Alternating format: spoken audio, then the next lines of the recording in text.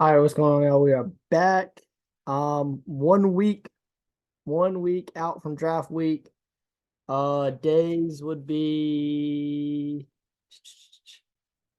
7, 8, 9, 10 nights out from draft night. 1 week officially away from draft week. I'm excited. Um, and as you might be able to tell from the jersey, I think this is the first time I've ever done a video in a jersey. We got my Steelers 7 round mock today, last one for my Steelers.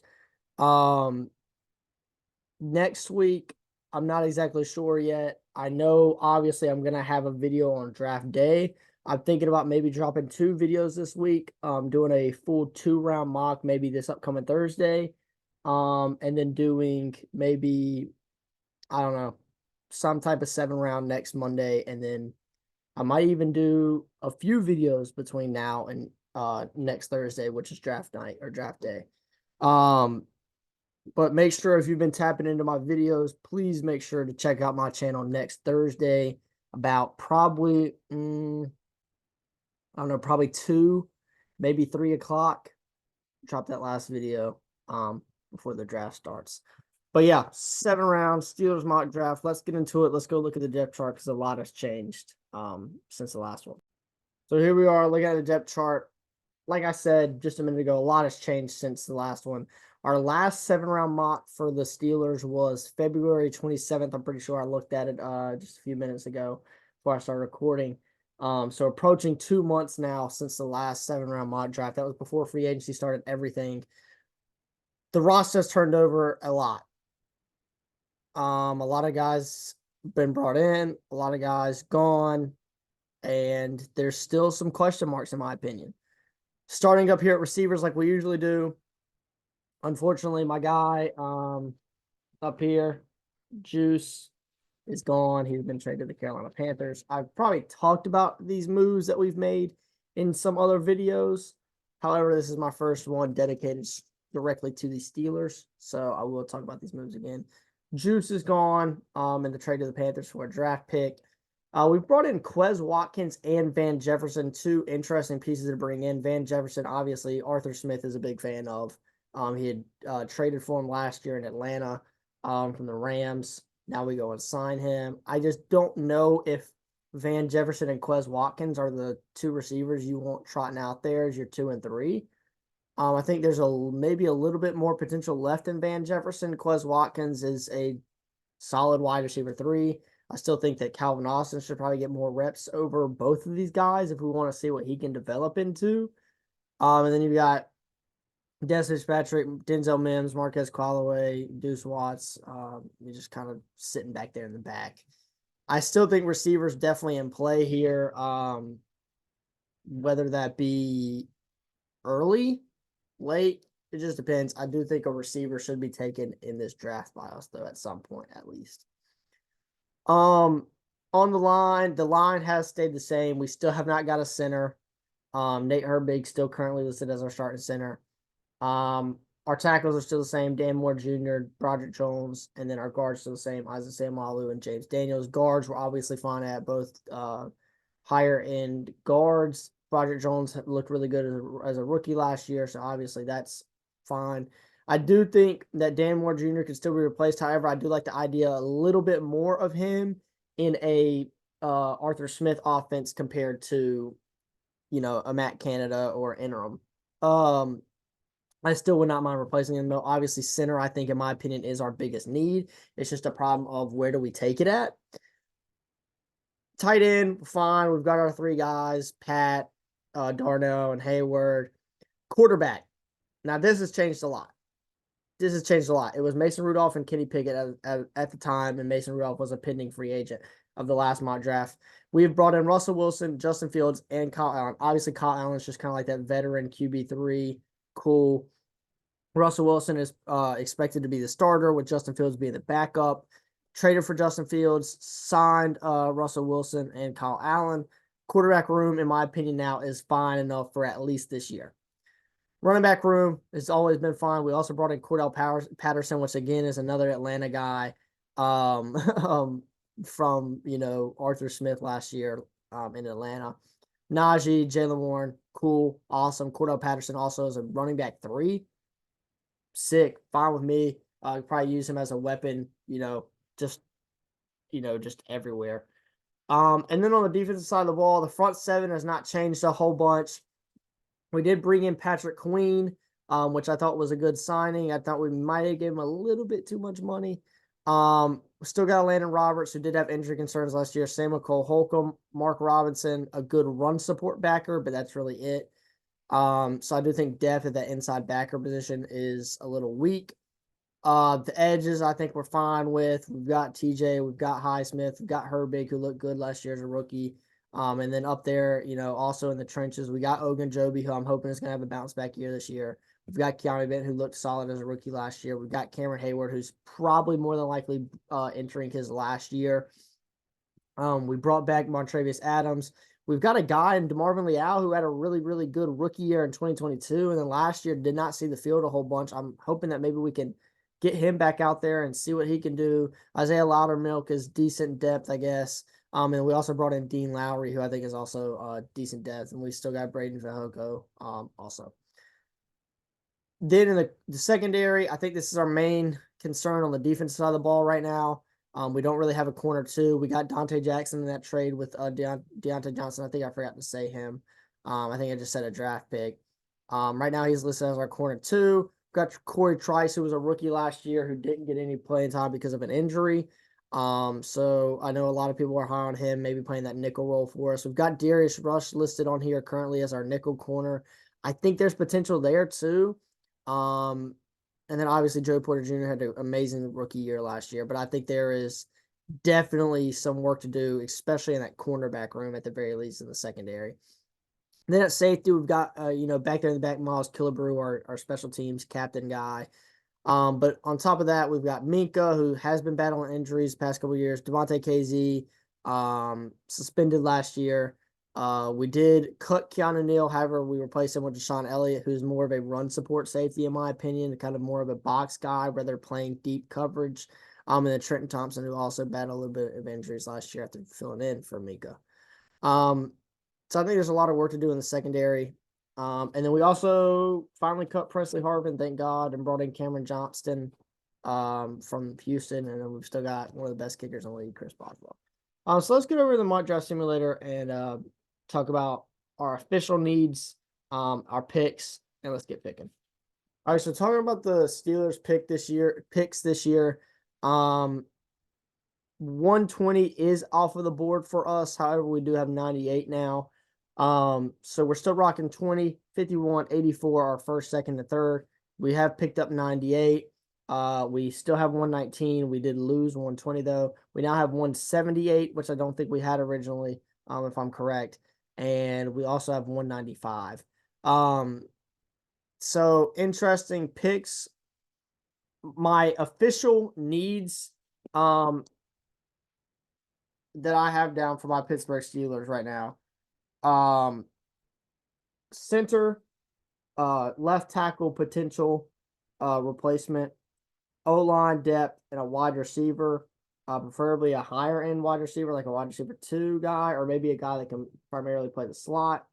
Then on the defense side of the ball, a cornerback 2, potentially a nickel corner, just front 7 depth, really kind of more in that defensive front, interior defensive line, and mainly linebacker, a safety, and probably some corner depth on top of that cornerback 2. I don't think that the safety is as big of a need now that we did go get Deshaun Elliott. I think maybe interior defensive line need is a little bit less since the last video also, since going to getting Dean Lowry and retaining Montravius Adams. Really, I think our big 4 needs, in my opinion, right now is a CB2, a center, a wide receiver, and probably a left tackle, if not a left tackle, corner depth. So I'd probably target one of those, mainly right here, 20, 51, 84. I would be targeting center, corner, and probably either wide receiver or tackle, depending on how it looks. So let's get in this draft. Let's see what it gives us. And on the board at 20, let's see what we got here. interesting in Cooper DeJean and J.C. Latham being here, and Nate Wiggins and Amarius Mims. I really do think this is probably the toughest class, in my opinion, in a little while. I'm going to scroll this down just a little bit so you can see a little bit better. This is probably the toughest class, in my opinion, that the board could potentially shake out into for this first-round pick for us, because there's so many good players sitting here, and multiple, and Brian Thomas Jr., I mean, A.D. Mitchell. There's so many guys. And I do think that, like I said, I think center is our biggest need by far. However, with these corners that are left on the board, I'm going to have to go corner. I understand that you might want to hate me. I'm not going to take Cooper Jr. I'm going to take Nate Wiggins. But I just still think Nate Wiggins is more of a pure outside corner. I think he matches Joey Porter Jr.'s game way more than Cooper DeJean does. I think Nate Wiggins and Joey Porter Jr. could be a really good duo on the outside for us. So now with taking corner at 20, it really puts an emphasis on center now because of the lack of talent there. There's about 3 centers that I could see end up being a starters, in their first year. That's Jackson Powers Johnson, Zach Frazier, and Cedric Van Pran. I'm going to take a risk here that Cedric Van Pran will still be on the board at 84. I'm going to defer my pick here to somewhere else. I'm probably looking maybe receiver. There's still really good players here, but there's definitely a player. Oh, maybe linebacker. Maybe linebacker. I mean, I think that could definitely be in play with Edgerrin Cooper being on the board here. But there's really 2 receivers here that I'm interested in. Xavier Worthy potentially playing the slot, or Jalen McMillan. I really like Jalen McMillan in this draft class. I think he's a good gadget guy that could end up being, I'm not saying Deebo Samuel, but could be like a Deebo Samuel type of player where he's just moving all over the field. He did it a lot at Washington. I think he fits really well in Miami's system potentially, or San Francisco's if they were to trade Deebo Samuel. I think I'm going to go Xavier Worthy here, though, at 51, play like a slot receiver role for us. It kind of pushes Calvin Austin out the door. Still has Quez Watkins as our wide receiver, like 3-4 role.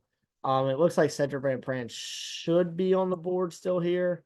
He is going to be, that's going to be our center starting probably day 1. Cedric Van Pran out of Georgia. So we've got our center, we've got our corner, we've got our wide receiver, more of a slot role, whether a wide receiver 2. Where do we go here at 98? Maybe you look tackle.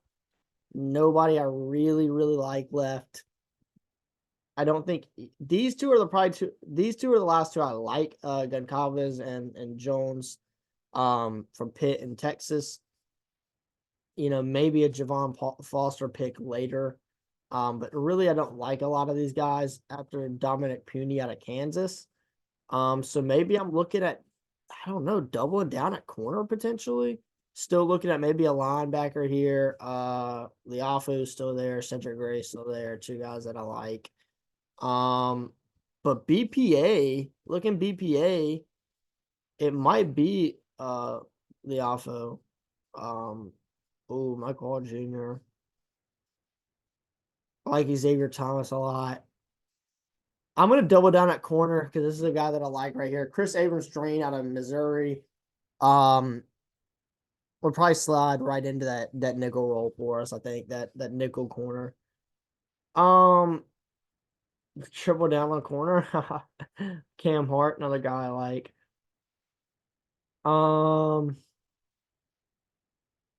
Thinking linebacker here, just for depth purposes. Cedric Gray still here. Michael Barrett too. Then we go Cedric Gray out of North Carolina. Tackling machine. I've talked about him before. I've probably taken him in about every single draft that I've done for the Steelers on here. And then here I'm probably just looking BPA, late round pick, best player available, get some depth in there somewhere, somehow. I do like Jalen Harrell out of Michigan. I also like Jordan Jefferson out of LSU. I think that's gonna be my pick, actually. Just a little D-line depth there.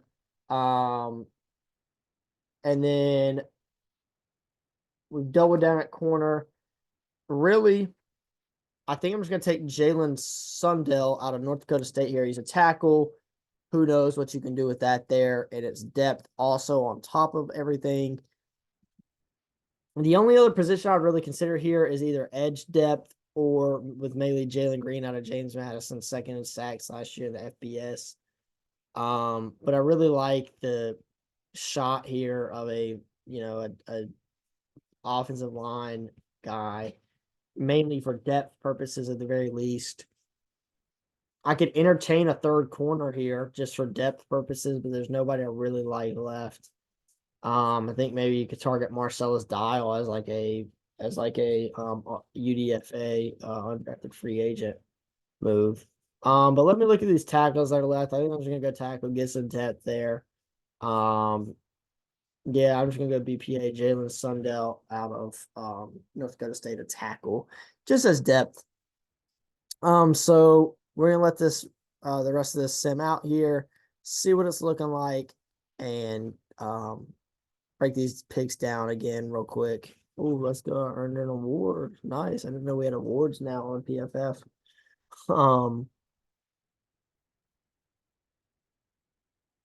Cool. They're telling me I should have drafted Cooper Gene. That's okay. That's fine. Get a B grade according to the draft rank. I am the top 67% of Steelers drafts. Again, let's break it down here. Boom, Nate Wiggins steps in day one, quarterback 2, opposite side of Joey Porter Jr. And then going down here to 98, Chris Abrams drained, in my opinion, the idea there is boom, day one, nickel roll. Yes, we've got 3 young corners. So be it. Maybe Nate Wiggins doesn't step in day one.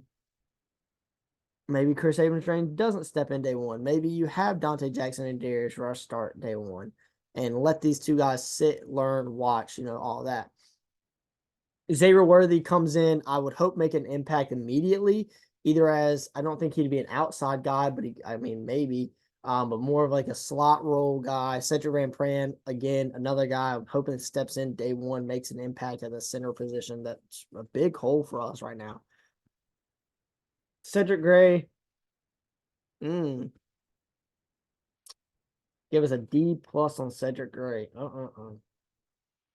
Really, he's just linebacker depth, the tackling machine. I think could really learn behind Patrick Queen and Orlando Rodgers, 2 guys I think be great for him to learn behind. Jordan Jefferson, D-line depth. It's pick 178, And the same 195, Jalen Sundell, tackle depth, O-line depth. They give us an A+ for it. Best pick of the draft. So y'all know how we run it around here. New mock, one more real quick. Let's enter. I'm gonna do a different approach this time, even if they're good players are on the board, such as let's see. Such as Jerzon Newton, Cooper DeJean, Byron Murphy, Jared Verse, Nate Wiggins. We're going to take a different approach here. We're going to take Jackson Powers Johnson with our first overall pick this time at number 20. Fill that center hole.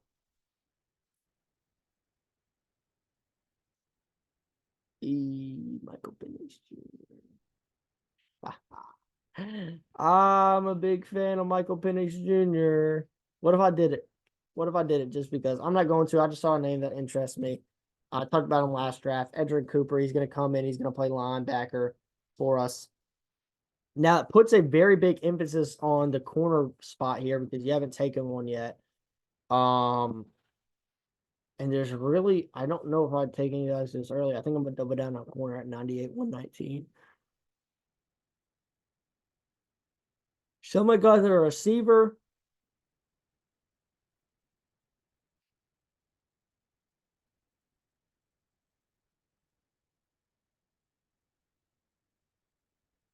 Johnny Wilson.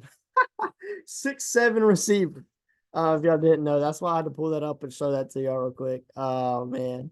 So tackle's kind of out the door in there. I just saw Dominic Puni just went. Let me make sure none of those guys that I like are still left. Nope. So now we're gonna go corner. I think we're gonna double down corner here.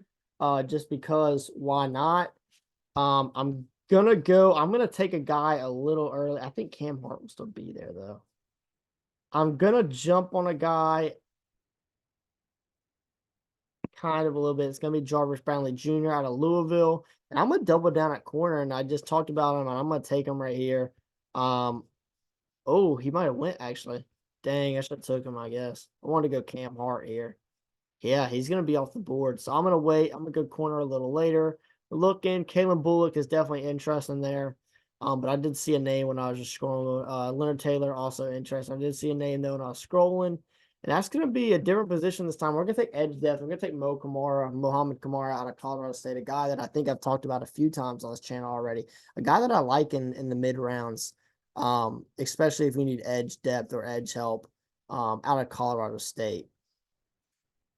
And then I said we're going to go back corner later. Not a lot I'm seeing, though. I guess Ryan Watts probably. Ryan Watts, I guess, out of Texas. Yeah, we're at Ryan Watts out of Texas there at corner. Really just, I don't even really know. Sorry, guys, I'm trying to write these down so I remember what I'm taking and not taking. And last but not least, it's just a pick here. And it's going to be, I think I'm just going to go O-line depth again. I'm going to go I'm going to go Javion Cohen out of Miami at guard. It's probably the best guy left there. So take him. So it kind of leaves us not taking a tackle, taking a corner later, or doubling down on corner, really.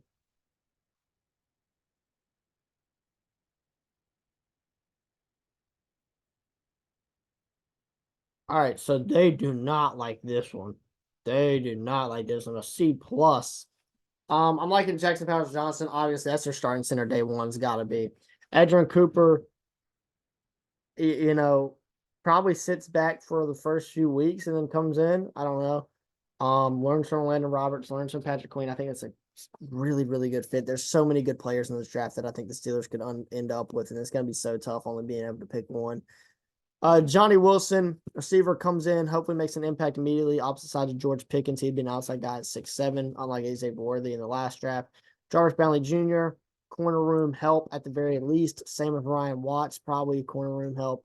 Mo Kamara, edge room help. Could be another, like, Nick Herbig comes in, learns some Watt, learns some Highsmith, makes an impact almost immediately in his limited playing time. And then Javion Cohen, 6th round, 195. Again, like last draft, like Sundown in North Dakota State. Just O-line depth. That's all. But yeah, that's the video. I appreciate y'all watching. I'll see you next time when it's draft week. Or maybe not. I might drop a video later this week. I'm not really sure yet. Stay on the lookout. Stay tuned. Appreciate y'all your support so far through this draft process. See you next time. Peace.